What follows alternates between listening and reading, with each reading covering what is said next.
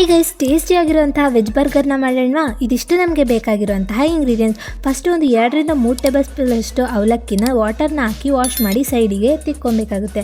ಅದಾದ ನಂತರ ಒಂದು ಬಾಣಲಿಗೆ ಒಂದು ಸ್ವಲ್ಪ ಬಟರ್ ಸ್ಲೈಸ್ನ ಹಾಕಿಬಿಟ್ಟು ಒಂದು ಸ್ವಲ್ಪ ಬೆಳ್ಳುಳ್ಳಿ ಹಾಗೆ ಈರುಳ್ಳಿನ ಹಾಕ್ಕೊಂಡು ನೀಟಾಗಿ ಫ್ರೈ ಮಾಡಿಕೊಂಡು ಅದಾದ ನಂತರ ಕಟ್ ಮಾಡಿಕೊಂಡಿರುವಂತಹ ಕ್ಯಾರೆಟು ಮತ್ತು ಬೀನ್ಸ್ನ ಹಾಕ್ಕೊಂಡು ಬೇಯೋವರೆಗೂ ಬೇಯಿಸ್ಕೊಳ್ಳಿ.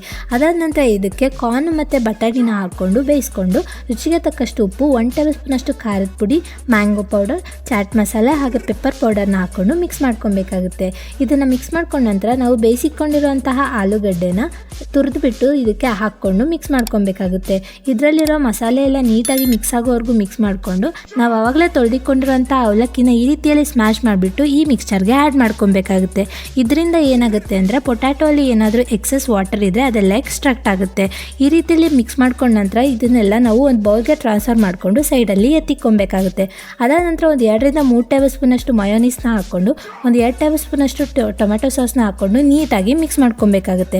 ಅದಾದ ನಂತರ ಒಂದು ಸ್ವಲ್ಪ ಕಾರ್ನ್ಫ್ಲೋರ್ ಅಥವಾ ಮೈದಾನ ಹಾಕ್ಕೊಂಡು ಈ ರೀತಿಯಲ್ಲಿ ಸ್ವಲ್ಪ ನೀರು ಹಾಕ್ಕೊಂಡು ಗಂಟುಗಳು ಹೋಗೋವರೆಗೂ ಮಿಕ್ಸ್ ಮಾಡ್ಕೊಬೇಕು. ಅದಾದ ನಂತರ ಕೈಗೆ ನಾವು ಒಂದು ಸ್ವಲ್ಪ ಆಯಿಲ್ನ ಹಾಕ್ಕೊಂಡು ಪ್ಯಾಟಿನ ರೆಡಿ ಮಾಡೋದಕ್ಕೋಸ್ಕರ ಈ ಮಿಕ್ಸ್ಚರ್ನ ತೊಗೊಂಡು ಫಸ್ಟ್ ರೌಂಡಾಗಿ ಮಾಡಿಕೊಂಡು ಟ್ಯಾಪ್ ಮಾಡ್ಕೊಬೇಕಾಗುತ್ತೆ. ನಿಮಗೆ ಪ್ಯಾಟಿ ಎಷ್ಟು ದಪ್ಪ ಬೇಕು ಅಷ್ಟು ದಪ್ಪ ಮಾಡ್ಕೊಬೋದು, ಆದರೆ ಬನ್ ಸೈಜ್ಗಿಂತ ಸ್ವಲ್ಪ ಸಣ್ಣ ಇರಬೇಕಾಗುತ್ತೆ. ಈ ರೀತಿಯಲ್ಲಿ ರೌಂಡ್ ಶೇಪ್ ಮಾಡ್ಕೊಂಡ ನಂತರ ಫಸ್ಟ್ ನಾವಿದ್ದು ಕಾರ್ನ್ಫ್ಲೋರ್ ಅಥವಾ ಮೈದಾ ಮಿಕ್ಸ್ಚರಲ್ಲಿ ಫಸ್ಟು ಡಿಪ್ ಮಾಡಬೇಕಾಗುತ್ತೆ. ಅದಾದ ನಂತರ ನೀವು ಕಾರ್ನ್ಫ್ಲೇಕ್ಸ್ ಅಥವಾ ಬ್ರೆಡ್ ಕ್ರಮ್ಸ್ನ ಪೌಡರ್ ಮಾಡಿಕೊಂಡು ಈ ರೀತಿಯಲ್ಲಿ ಕೋಟಿಂಗ್ ಮಾಡ್ಕೊಬೇಕಾಗುತ್ತೆ. ಇದರಿಂದ ನಮಗೆ ಕ್ರಿಸ್ಪಿನೆಸ್ ಅನ್ನೋದು ಸಿಗುತ್ತೆ. ಈ ರೀತಿಯಲ್ಲಿ ನೀಟಾಗಿ ಕೋಟಿಂಗ್ ಮಾಡ್ಕೊಂಡ ನಂತರ ನಾವು ಇದನ್ನು ಸ್ವಲ್ಪ ಹೊತ್ತಾದಮೇಲೆ ಡಬಲ್ ಕೋಟಿಂಗ್ ಮಾಡ್ಕೊಳ್ಳೋದ್ರಿಂದ ಈ ಮಿಕ್ಸ್ಚರ್ ಏನಾದರೂ ಸ್ವಲ್ಪ ತೆಳುವಾಗಿದ್ದರೆ ನಮಗೆ ಹೊರಗಡೆ ಬರೋವಂಥ ಚಾನ್ಸಸ್ ಇರಲ್ಲ, ಅಂದರೆ ಆಯಿಲಲ್ಲಿ ಹಾಕಿದಾಗ ಹೊರಗಡೆ ಬರೋದಿಲ್ಲ. ಸೊ ಡಬಲ್ ಕೋಟಿಂಗ್ ಮಾಡಿಕೊಂಡ್ರೆ ಒಳ್ಳೆಯದು. ಅದಾದ ನಂತರ ಕಾದಿರೋ ಎಣ್ಣೆಗೆ ರೆಡಿ ಮಾಡಿಕೊಂಡಿರೋಂಥ ಪ್ಯಾಟಿನ ಹಾಕ್ಬಿಟ್ಟು ನೀಟಾಗಿ ಬೇಯಿಸ್ಕೊಬೇಕಾಗುತ್ತೆ. ಇದು ಒಂದು ಸ್ವಲ್ಪ ಗೋಲ್ಡನ್ ಬ್ರೌನ್ ಕಲರ್ ಬಂದರೆ ಸಾಕು, ಅದು ನೀಟಾಗಿ ಬೆಂದಿದೆ ಅಂತ. ಯಾವುದೇ ಕಾರಣಕ್ಕೂ ನೀವು ಎಣ್ಣೆ ಕಾಯೋಕ್ಕೂ ಮುಂಚೆನೇ ಇದನ್ನು ಹಾಕ್ಕೊಂಡು ಬೇಯಿಸ್ಕೊಂಬಿಡಿ. ಹಾಗೇನಾದರೂ ಮಾಡಿದ್ರೆ ಪ್ಯಾಟಿ ಫುಲ್ಲು ಆಯಿಲಿಯಾಗಿರುತ್ತೆ.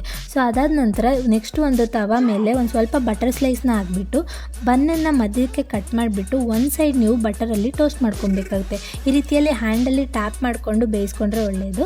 ಅದಾದ ನಂತರ ನೀವು ಯಾವ ಸೈಡು ನೀವು ಟೋಸ್ಟ್ ಮಾಡ್ಕೊಂಡಿರ್ತೀರ ಆ ಸೈಡು ರೆಡಿ ಮಾಡಿಕೊಂಡಿರುವಂತಹ ಸಾಸ್ನ ಹಾಕ್ಬಿಟ್ಟು ಈ ರೀತಿಯಲ್ಲಿ ನೀಟಾಗಿ ಸ್ಪ್ರೆಡ್ ಮಾಡ್ಕೊಬೇಕು. ಈ ರೀತಿಯಲ್ಲಿ ಸ್ಪ್ರೆಡ್ ಮಾಡ್ಕೊಂಡ ನಂತರ ಇದಕ್ಕೆ ನಾವು ಕಟ್ ಮಾಡಿಕೊಂಡಿರುವಂಥ ಕ್ಯಾಬೇಜ್ ಪೀಸಸ್ನ ಹಾಕ್ಬಿಟ್ಟು ಇದರ ಮೇಲೆ ಒಂದು 2 ಸ್ಲೈಸಷ್ಟು ಆನಿಯನ್, 2 ಸ್ಲೈಸು ಕುಕ್ಕುಂಬರ್ ಮತ್ತು 1 ಸ್ಲೈಸಷ್ಟು ಟೊಮ್ಯಾಟೊನ ಹಾಕಿಬಿಟ್ಟು ಇದ್ರ ಮೇಲೆ ನಾವು ರೆಡಿ ಮಾಡಿಕೊಂಡಿರುವಂಥ ಪ್ಯಾಟಿನ ಇಕ್ಬಿಟ್ಟು ನಾವು ಬನ್ನನ್ನು ಇಕ್ಕಿ ಕ್ಲೋಸ್ ಮಾಡಿದ್ರೆ ಆಯಿತು. ನಮಗೆ ಟೇಸ್ಟಿ ಆಗಿರೋವಂಥ ವೆಜ್ ಬರ್ಗರ್ ರೆಡಿಯಾಗಿರುತ್ತೆ. ಸೊ ಟ್ರೈ ಮಾಡೋದನ್ನು ಮರಿಬೇಡಿ. Thank you for watching. Bye.